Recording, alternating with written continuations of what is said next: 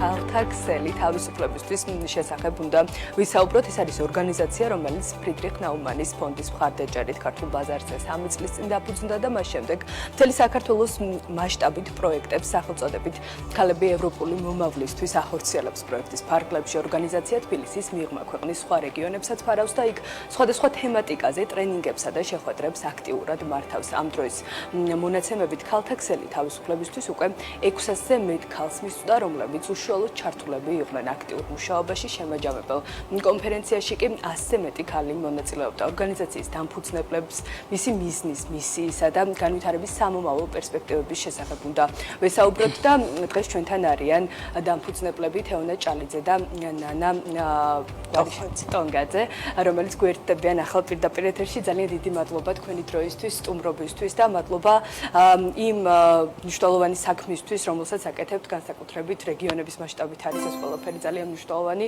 თბილისში მაინც კერაა და ეპიცენტრია იმ სხვადასხვა ტრენინგების, სესიების და ასე შემდეგ, მაგრამ ეს როდესაც ცდება დედაქალაქს და ფარავს მთელ საქართველოს, არის ძალიან მნიშვნელოვანი.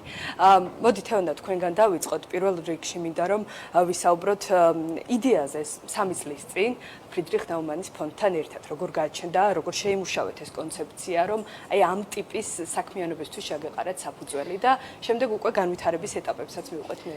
მოდით მაშინ ნანა ტოხვაძემ დაიწყოს საუბარი ამ თემაზე, ჯობია და შემდეგ გავაგრძელებ მე. ნანა, გისმენთ. მე ალბათ მერგო პატივი, როგორც ესე ვთქვათ, იდეის ავტორს, მაგრამ ყველა იდეას ჭირდება ძალიან დიდი მხარდაჭერა და ჭირდება ესეთი ძალისხმევა, რომ განხორციელდეს ამ იდეის დაბადებისთანავე, რა თქმა უნდა, ჩემს კოლეგას და თანამოაზრეს თანამებრძოლს თეონას მივმართე, რომ მოდი ქალებისთვის საქართველოში, რომლებიც ძალიან პროგრესულები, ძალიან მებრძოლები და ძალიან მოტივირებული არიან, რომ შეიცვალოს ჩვენი ქვეყანა უკეთესობისკენ, მოდი დავიწყოთ ეს პროექტი და რა თქმა უნდა, ფრიდრიხ ნაუმანის ფონდი თავისუფლებისთვის არის საუკეთესო ნიადაგი იმისთვის, რომ თავისუფლების იდეაზე, განვითარებაზე, თვითრეალიზებაზე მხარი დაეჭირა და რა თქმა უნდა, ეს პროექტი დავიწყეთ სრულიად ხელის ცეცებით, იმიტომ რომ არ ვიცოდით, რამდენად იქნებოდა ინტერესი. აღმოჩნდა და ჩვენ და გასაკვირად, რომ არა მხოლოდ დიდ ქალაქებში და საქართველოს რეგიონულ ცენტრებში, არამედ პატარა სოფლებში, პატარა დაბებსა და პატარა ოლქებში, ასე ვთქვათ, ქალების ძალიან დიდი რესურსი გვაქვს. ქალები, რომლებიც ზრუნავენ არა მხოლოდ საკუთარ განვითარებაზე და საკუთარი რეალიზებისთვის იბრძვიან ყოველდღიურად, არამედ მათთვის მთავარი მიზანი არის საკუთარი შვილების მომავალი. ამიტომ ქალის როლი სოციუმში არის გადამწყვეტი იმ მხრივაც, რომ მომავალზე კონცენტრაცია, აქცენტის გაკეთება, რომ დღევანდელობა და აწმყო ქმნის მომავალს, რომელშიც უნდა იცხოვროს მისმა მომავალმა თაობამ.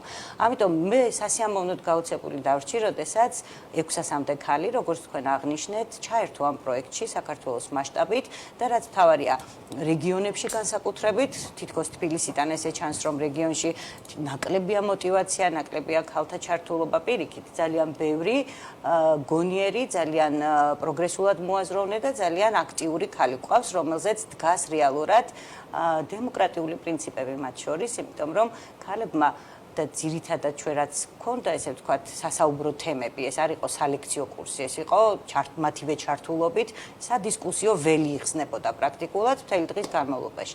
და ამ ქალებმა ძალიან ბევრ ახალ საკითხზე დაგვაფიქრეს, რა, როგორ ჯობია რომ გაკეთდეს, როგორი უნდა იყოს მათი ურთიერთობა თუნდაც იმ თვითმმართველობასთან, როგორ უნდა მოხერხდეს სხვადასხვა საკითხების და ლოკალური პრობლემების წამოწევა და მოგვარება, როგორ იპოვონ თანამოაზრეები და ასე შემდეგ. ანუ ეს არ იყო ტრენინგი ტრენინგისთვის, ეს იყო როგორც გისმენით ინტერაქციული, სადაც უკავშირი კურსი, სადაც მე მგონია, რომ იმ თემების ფარგლებში, რაც ჩვენ დავგეგმეთ თავიდანვე, ძალიან შედეგიანად და ნაყოფიერად მოვახერხეთ და რაც თავია, ეს არ იყო ერთჯერადი შეხვედრა ლიკა, ეს იყო განგრძობითი თანამშრომლობა, იმიტომ რომ თეონას დიდი მეოხებით თითოეულ ქალთან კომუნიკაცია გრძელდება, გვაქვს ჯგუფები თითოეული ქალაქისთვის, სადაც ნებისმიერ საკითხზე, რომელიც იმ რაიონისთვის, იმ ქალაქისთვის პრობლემატური აჭირდებათ, ურთიერთსოლიდარობა, მხარდაჭერა თუ ერთმანეთის გამაგრება, ეს ვირტუალური სივრცეც, სოციალური სივრცეც და თავისთავად ფიზიკურად ჩვენი იმედი ყოველთვის შეუძლია გქონდეთ და ერთმანეთის რაც მთავარია. ეს არის ქალთა ქსელის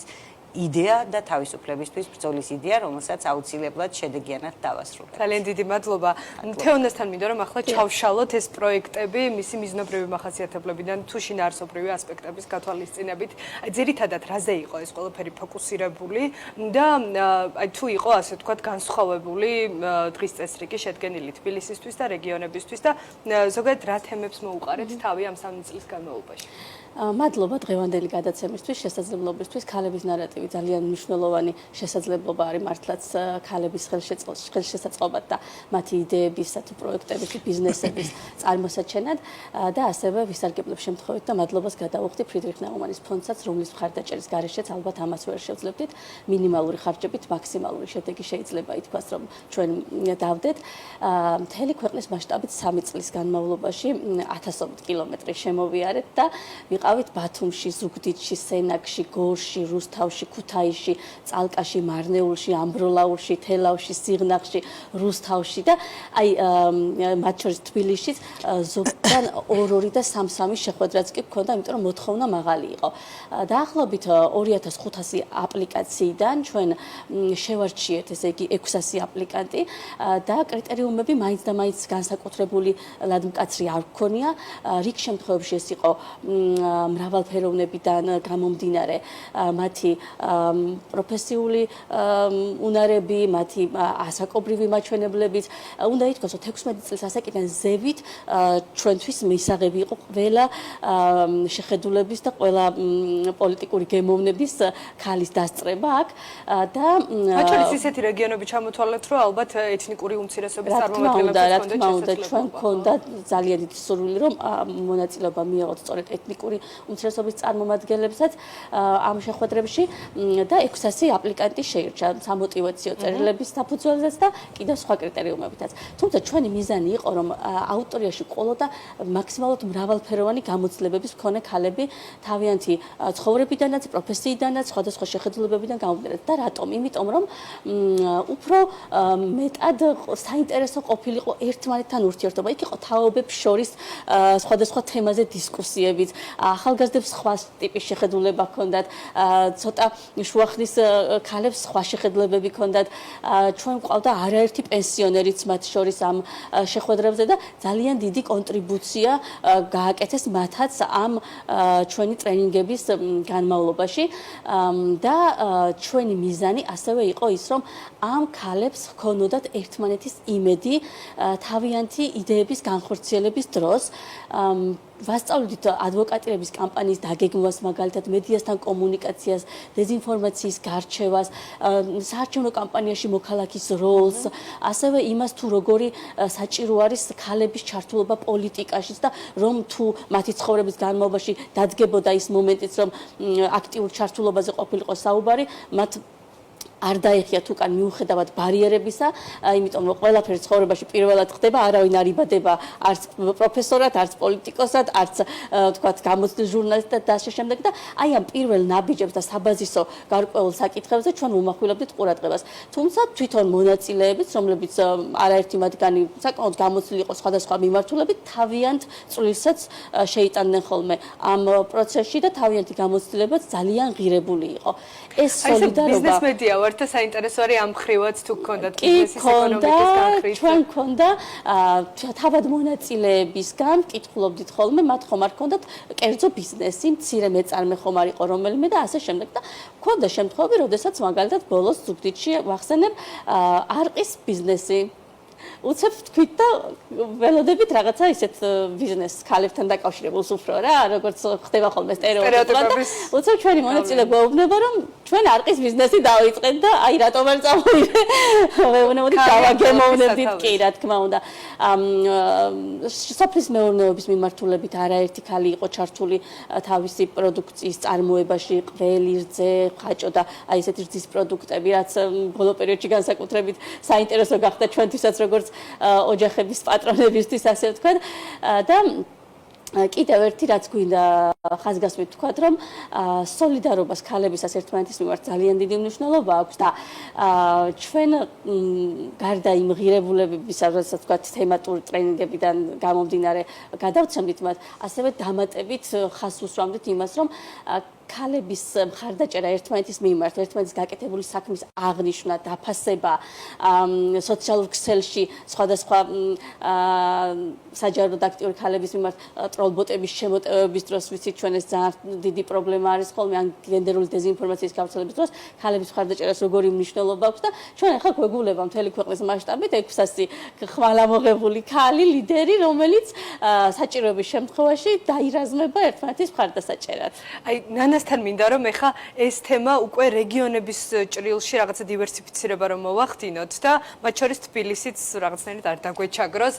სად რა გამოწვევები დაგხვდათ და მათ შორის რომელი რეგიონები არის, რომელსაც გამოყოფდით, როგორც უფრო ასე ვთქვათ, წინა ხაზზე მდგომ, სადაც უფრო განვითარებულია, უფრო ცნობიერება ამაღლებულია და ქალების როლიც უფრო გაძლიერებულია, მათ შორის მათი პოლიტიკაში, ეკონომიკასა თუ სხვადასხვა საქმიანობაში ჩართულობის თვალსაზრისით.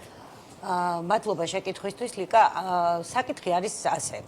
ცნობიერების ნაწილში ვერ ვიტყვი რომ რაიმე დიდი განსხვავებაა თბილისსა და რეგიონებს შორის. არსებობენ ქალები რეგიონებში, რომლებიც აძლიერებენ და თამამად შეგიძლია ჩააბაროს საკუთარი რეგიონი და თემი და მუნიციპალიტეტი.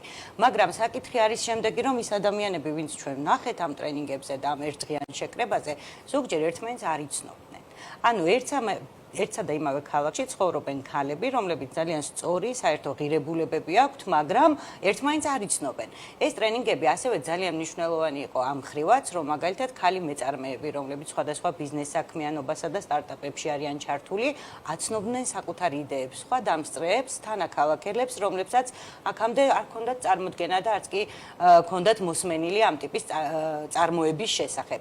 ამიტომ ეს რაღაცა გამაერთიანებელი ხაზი იყო ერთის მხრივ ამ ქალებისთვის, რომ შეკრულიყო გუნდები თითოეულ ქალაქში და ეს ქალაქები, რომელიც უკვე ჩამოითვალა, საკმაოდ შთამბეჭდავია სურათი და რაც შეეხება მათ ეკონომიკურ გრადობას და ესე ვთქვათ პოლიტიკაში თუნდაც საჯარო ცხოვრებაში შემოსვლას არის ბარიერები, ეს არის თბილისშიც, ეს არის რეგიონებშიც და მთლიანად ალბათ სამყაროშიც, იმიტომ რომ ქალებს ძალიან ბევრი ბარიერის გადალახვა გვიწევს იმისთვის, რომ საჯარო ცხოვრებაში ადგილი დავიმკვიდროთ. ცხადია, ჩვენი ტრენინგების და დისკუსიების ერთ-ერთი თემა გახდათ ქალთა უფლებები, ქალთა წინააღმდეგ ესეთი მიმართული დეზინფორმაციის კამპანიები, ძალადობა ქალების წინააღმდეგ, დისკრიმინაცია და ასე შემდეგ. ერთგვარი აღჭურვა ხდებოდა ამ ქალების, რომ როგორ ვებრძოლოთ ამ ყველაფერს და ძალიან საინტერესოდ მახსენდება ყველა ქალაქში, როდესაც ვიწყებდი დაუშვათ დემოკრატიაზე საუბარს, ამ ღირებულებებზე, ევროპულ მომავალზე, ვიწყებდი ამით, რომ დღის ბოლოს თქო აღმოაჩენთ, რომ ყველანი ხართ ლიბერალები და ფემინისტები და ძალიან გაოცებული მიყურებდნენ და როდესაც გავდიოდით დღის ბოლოს ყველა სადისკუსიო თემის ბოლოში, ისინიც მეთანხმებოდნენ, რომ ხო, ასე ყოფილა, ჩვენ უფრო მეტი შეგვიძლია და სინამდვილეში ის, რომ თანასწორობა და ჩვენი ურთიერთ დახმარებით რეალიზება არის შესაძლებელი, ამაში ვარწმუნებდით თითოეულს. ამიტომაც მიამაყებიან ეს ქალები და ესენი არიან ჩვენთვის ასევე გამაძლიერებლები, ისევე როგორც ჩვენ გადავწყვიტეთ, რომ გაგვეძლიერებინა ეს ქალები,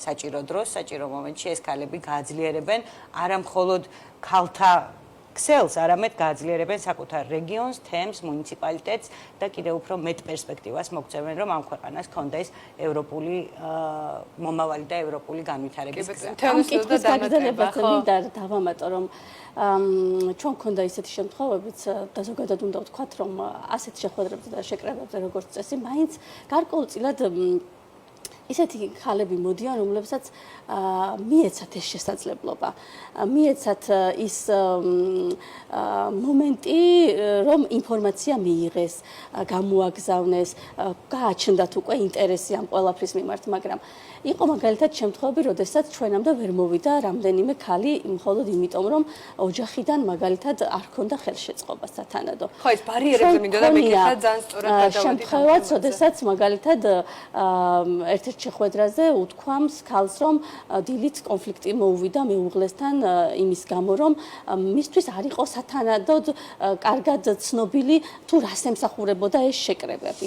ამიტომაც აი ეს ბარიერები თეონა ძირითადად ოჯახში ხდებათ, უკვე საზოგადოებაში ნაკლებია მიმღებლობა იგივე ბიზნესის მხრიდან თუ საჯარო სექტორის მხრიდან, ქალების თვალსაზრისით და მათი დასაქმების ნაწილში. ქალებს მრავალფეროვანი ბარიერები აქვთ ზოგადად მოგეხსენებათ, სხვადასხვა სტატისტიკური ნაჩვენებლები ამაზე მიუთითებს და ეს ბარიერები არის ოჯახშიც, არის საზოგადოებაშიც, თემშიც და ამ ყველაფერის გადალახვა ვინც მოახერხა, ისინი მოვიდნენ ჩვენამდე ძალიან ძლიერი, ძალიან თვითგანვითარებაზე ორიენტირებული, სხვების განვითარებაზე და მხარდაჭერაზე ორიენტირებული ქალები, თუმცა მათ მიღმა, რა თქმა უნდა, არის ათასობით ქალი, რომელთანაც ჯერ კიდევ ბევრი ბარიერი არის და ჩვენი წვლილი უნდა შევიტანოთ ამ ყველაფრის გამოსწორებაში, ჩვენი შესაძლებლობის და მასშტაბიდან გამომდინარე და თავისთავად მათაც მოუწევთ, რომ ალბათ უფრო მეტი იზრუნონ და მეტი მცდელობა მოახმარონ აი ამ ბარიერების გადალახვას.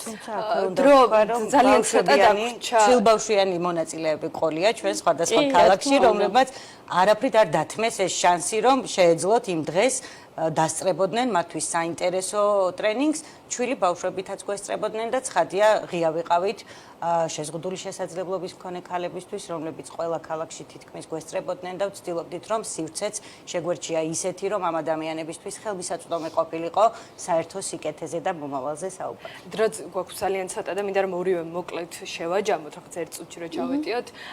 დავიწყოთ თქვენგან თეონა. რა შედეგი მიიღეთ ამ 3 წლის თავზე და აქვე ძალიან მნიშვნელოვანი არის ქალები ევროპული მომავლისთვის თავისთავად ამოსავალი წერტილი რაც არის ამ ყველაფრის და საბოლოოდ რა მივიღეთ, რამდენად არის მზაობა ამ ადამიანებისგან, რომ წინ ევროპული მომავლისკენ გადავდგათ ნაბიჯები.